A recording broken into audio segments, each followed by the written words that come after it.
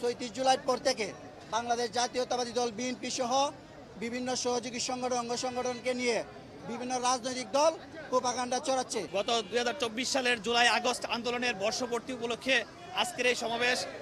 আমরা আগামী দিনে চাই একটা সুষ্ঠু, অবাধ ও নিরপেক্ষ নির্বাচন, যার মাধ্যমে জনগণ তার মৌলিক অধিকার ভোট, আমি মৌলিক অধিকার ৫টার মধ্যে ভোটটাকে একটা আমি সিলেক্ট করি, যার কারণ আপনি যদি ভোট ঠিকভাবে দেন তাহলে আপনি খাদ্য, বস্ত্র, বাসস্থান সবগুলোই ঠিকভাবে পাইবেন এবং শিক্ষা, স্বাস্থ্য সবই আপনি ঠিক থাকবো।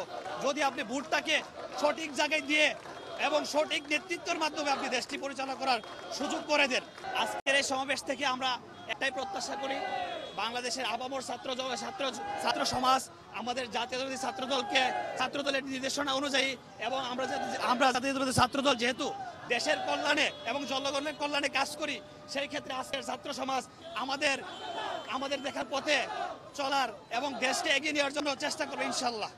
আমরা আজকের ছাত্র সমাবেশ আমাদেরকে আমাদের দেশ নায়ক তারেক রহমান আমাদের উদ্দেশ্যে আজকের এই সমাবেশ থেকে বার্তা দিবেন আগামীতে আমাদের কিভাবে ছাত্রদলকে সুসংগঠিত করা যায় এবং ছাত্রদলের প্রতি আমাদের দেশ নায়ক তারেক রহমানের বিশেষ বার্তা থাকবে বলে আমরা আশাবাদ করি।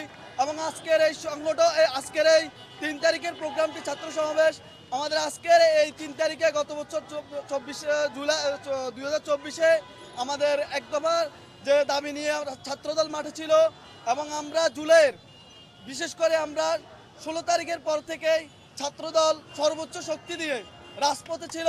৩৬ জুলাইয়ের পর থেকে বাংলাদেশ জাতীয়তাবাদী দল বিএনপি সহ বিভিন্ন সহযোগী সংগঠন অঙ্গ সংগঠনকে নিয়ে বিভিন্ন রাজনৈতিক দল প্রোপাগান্ডা ছড়াচ্ছে। আজকের এই মহাসমাবেশ সারা বাংলাদেশ থেকে লক্ষ লক্ষ নেতাকর্মী এখানে আসতেছে।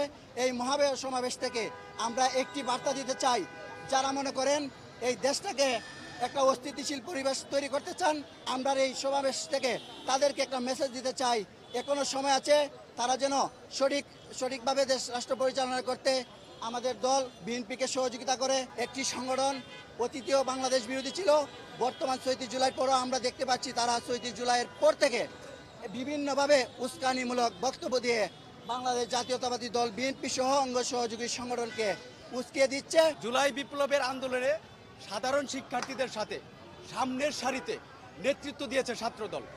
কারণ আমরা ছাত্রদল দেশবাসীকে জানাইতে চাই যে এই দেশ রক্ষার যে ছাত্রদল মানে অন্যতম ভূমিকা আন্দোলন সংগ্রামে পালন, রাজপথ থেকে রক্ত দিয়ে এবং সামনের সারিতে নেতৃত্ব দিয়ে আপনার এই স্বৈরাচার হাসিনা পতনে অত্যন্ত ভূমিকা রেখেছে।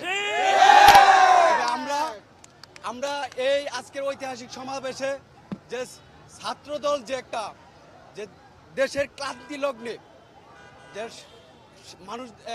দেশের ক্লান্তি লগ্নে সবসময় গণতন্ত্র পুনরুদ্ধারের আন্দোলনে যে রাজপথে থাকে, এটাই আমরা বলতে চাই।